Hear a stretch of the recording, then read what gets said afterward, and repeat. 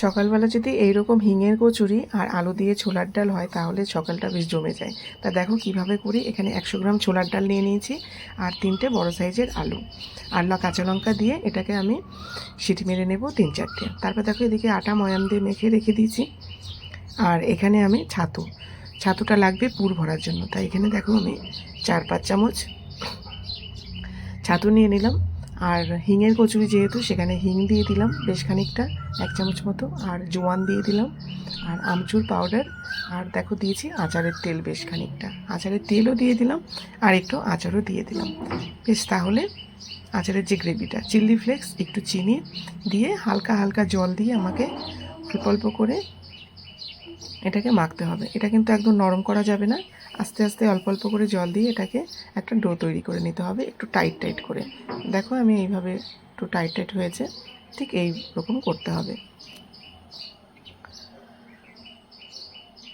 এবার দেখো ছোট ছোট করে পুর ভরার জন্য আমি বেশ রেখে দিলাম গোল গোল করে, এইভাবে সব রেডি করে নিলাম।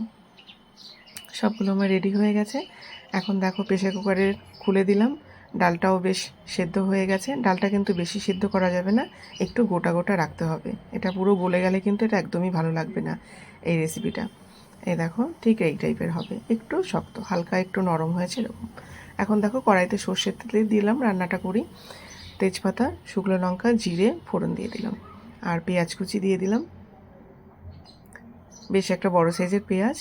আদাও পেস্ট করে দিলাম, দিয়ে বেশ ভালো করে কষিয়ে নিয়ে নাড়াচাড়া করে একটু ব্রাউন কালার করে এখানে একটা টমেটো কুচি দিয়ে দিলাম। টমেটোটা দিলাম, একটু লবণও দিলাম তাতে তাড়াতাড়ি টমেটোটা নরম হয়ে যায় তার জন্য। এবার হলুদ দিয়ে দিলাম পরিমাণ মতো।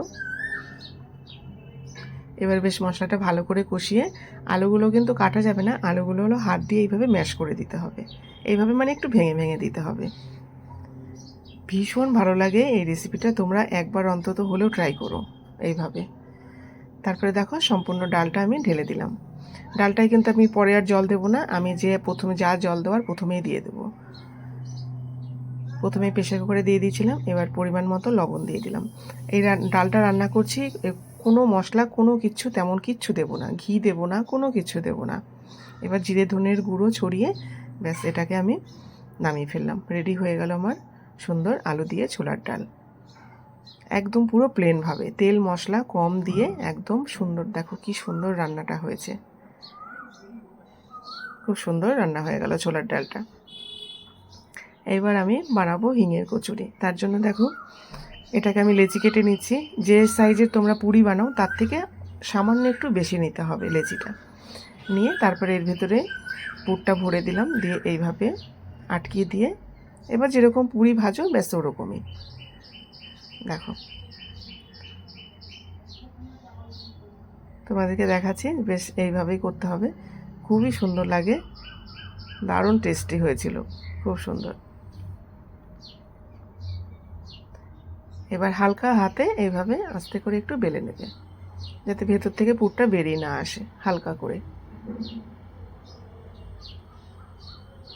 এবার বেশ সুন্দর করে ভেজে নাও এপিট ওপিট করে।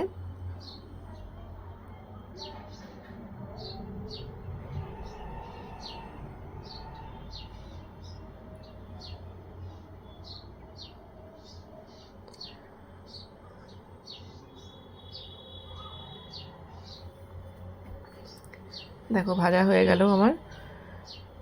এবার ডালের সঙ্গে সার্ভ করো। কেমন লাগলো ভিডিওটা? ভালো লাগলে অবশ্যই লাইক কমেন্ট করো, আর যারা ফলো করোনি তারা এখনও ফলো করে দিও, আর যারা ইউটিউব থেকে দেখছো তারা চ্যানেলটা সাবস্ক্রাইব করে দিও। দেখো ভেতরের পুরো একদম মিশে গেছে একদম সুন্দরভাবে। Thank you.